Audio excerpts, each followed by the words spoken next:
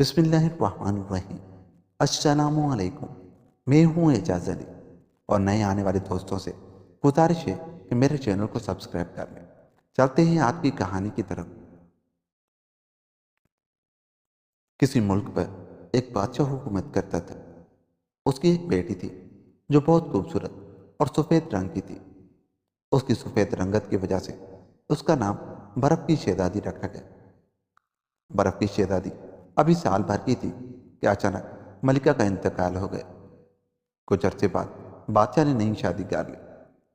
نئی ملکہ شہزادی پر ظلم کرتی اور اس کی اپنی بھی بیٹی تھی جسے وہ بہت پیار کرتی تھی۔ برف کی شہزادی کو اپنی بیٹی کے قریب بھی نہ آنے دیتی تھی۔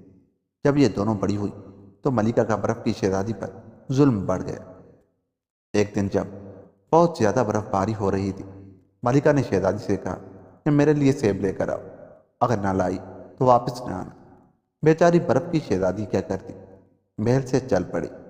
شدید برف باری کے باعث وہ کبھی رکتی کبھی چلتی رہتی تھی، اسے کہیں سیب نہ ملے۔ چلتے چلتے وہ ایک جنگل میں پہنچ گئی۔ جنگل میں بھی کسی درخت پر سیب نہیں تھے۔ چلتے چلتے اسے ایک چھوٹا سا گھر نظر آیا۔ وہ اس شدید سردی اور برف باری سے بچنے کے لیے گھر کے اندر چلی گئی۔ اندر کوئی نہیں تھا، لیکن سارا گھر گندا تھا۔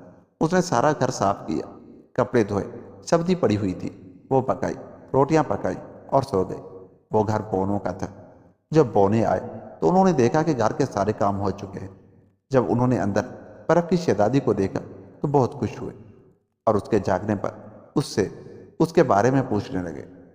برف کی شہزادی نے سب کچھ بتایا، جسے سن کر بونوں کو بہت دکھ ہوا۔ کہنے لگے تم ہمارے پاس رہو، لیکن شہزادی نہ مانی۔ پھر بونوں کے سردار نے جادو سے بڑے بڑے سیب ٹوکری میں بھر کر شہزادی کو دی اور دعا دی کہ جب تم بات کرو گی تو تمہارے منہ سے پھول جھڑیں گے اور جب رو گی تو تمہارے آنسو موتی بن جائیں گے۔ اس کے بعد برف کی شہزادی اپنے محل میں پہنچ گئی۔ ملکہ نے اسے دیکھتے ہی مارنا شروع کر دیا کہ اتنی دیر کیوں لگا۔ برف کی شہزادی نے ساری بات ملکہ کو بتائی۔ جب اس نے دعا کا ذکر کیا تو ملکہ نے نیچے دیکھا، سارے فرش پر پھول اور موتی بکھرے پڑے تھے۔ ملکہ نے قیمتی موتی خزانے میں رکھوا دیے اور پھول باغ میں پھینکوا دی۔ ملکہ کے دل میں لالچ آیا۔ اس نے اپنی بیٹی کو بھی اگلے دن بھیجا، جس کا نام نیلم شہزادی تھا۔ جب وہ وہاں پہنچی، اس نے اتنا گندا گھر دیکھا تو دل میں اپنی ماں کو برا بھلا کہا، اس نے مجھے یہاں بھیجا ہے۔ اس نے کسی کام کو ہاتھ نہ لگایا اور سو گئی۔ بونے آئے جب انہوں نے نیلم شہزادی کو اٹھایا اور اس سے پوچھا تم کون ہو؟ تم نے ہمارے گھر کا کوئی کام ہی نہیں کیا، صرف آرام کرنے آئی ہو۔ شہزادی کو بہت غصہ آیا۔ بولی میں اس ملک کے بادشاہ کی بیٹی ہوں، میں تم سب کو قتل کرا دوں گی۔ بونوں کے سردار نے کہا یہاں سے نکل جاؤ، کسی کی ہمت نہیں ہمیں کچھ کہہ سکے۔ ہم تمہیں بد دعا دیتے ہیں، جب تم بولو گی تو تمہارے منہ سے سانپ گریں گے، جب تم رو گی تمہارے آنسو گر کر مینڈک بن جائیں گے۔ یہ سن کر نیلم شہزادی بڑبڑاتی ہوئی محل میں پہنچ گئی۔ ملکہ نے نیلم شہزادی کو جھوٹ موٹ مارا اور اسے تمام رودات سنی۔ جب اسے بد دعا کا پتہ چلا، اس نے نیچے دیکھا، بے شمار سانپ اور مینڈک پھر رہے تھے۔ اس نے جلدی سے نوکروں کو بلا کر سب سانپ اور مینڈک مروا کر صفائی کرائی۔ اگلے دن جب بادشاہ دربار میں تھا، ملکہ نے برف کی شہزادی کو خوب مارا اور گھر سے نکال دیا۔ برف کی شہزادی سیدھی بونوں کے گھر چلی گئی۔ تمام کام کیے۔ جب بونوں آئے تو برف کی شہزادی کو دیکھ کر بہت خوش ہوئے۔ برف کی شہزادی نے انہیں بتایا کہ اب وہ یہیں رہے گی، تو بونوں کی خوشی کا ٹھکانہ نہ رہا۔ اسی طرح کافی عرصہ گزر گیا۔ ایک دن ملکہ کے پاس اس کی ایک سہیلی جادوگرنی آئی۔ اس کے پاس ایک شیشہ تھا جس میں وہ ہر کسی کا حال دیکھ سکتی تھی۔ ملکہ نے اسے برف کی شہزادی کا حال معلوم کرنے کو کہا۔ اس نے شیشے میں دیکھا کہ برف کی شہزادی بہت خوش ہے۔ ملکہ نے جادوگرنی سے کہا کہ کسی طرح اس لڑکی کو مار دو، میں تمہیں منہ مانگا انعام دوں گی۔ چنانچہ جادوگرنی نے ایک سیب لیا اور اس میں جادو سے ایک زہر کا ٹکڑا رکھ دیا اور برف کی شہزادی کی طرف چل پڑی۔ وہاں پہنچی تو ستا لگے سیب لے لو سیب۔ برف کی شہزادی کا نہ جانے کیوں دل چاہا کہ اس عورت سے سیب لے، حالانکہ بونوں نے اس کے لیے گھر میں ہر چیز رکھی ہوئی تھی۔ پھر بھی اس نے سیب لے کر اسی وقت اس نے اس کے سامنے کھایا۔ اب اسے حلق سے نیچے نہیں اترا تھا کہ جادو اور سحر نے اپنا کام دکھایا۔ وہ گر پڑی۔ جادوگرنی بھاگی بھاگی محل میں پہنچ کر ملکہ کے سامنے شیشے میں برف کی شہزادی کا حال دیکھا تو وہ گری پڑی تھی۔ دونوں سمجھی یہ تو مر گئی ہے۔ جادوگری انعام لے کر چلتی بنی۔ ادھر جب بونے گھر آئے تو برف کی شہزادی کو اس حال میں دیکھا تو بہت پریشان ہوئے۔ بونوں کے سردار نے بہت منتر پڑے لیکن اس پر زہر کا اثر بھی تھا۔ جادو کا اثر تو اتر گیا لیکن وہ بے ہوش رہی۔ اب بونوں نے ہمت ہار دی اور یہ یقین کر لیا کہ شہزادی مر چکی ہے۔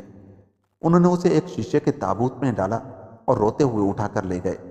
جب وہ جنگل سے گزر رہے تھے ادھر سے کسی دوسرے ملک کے شہزادے کا گزر ہوا جو شکار کرنے آیا تھا۔ انہوں نے گھوڑا روکا اور بونوں سے پوچھا کہ تم کس کو لے جا رہے ہو اور اس کو کیا ہوا ہے؟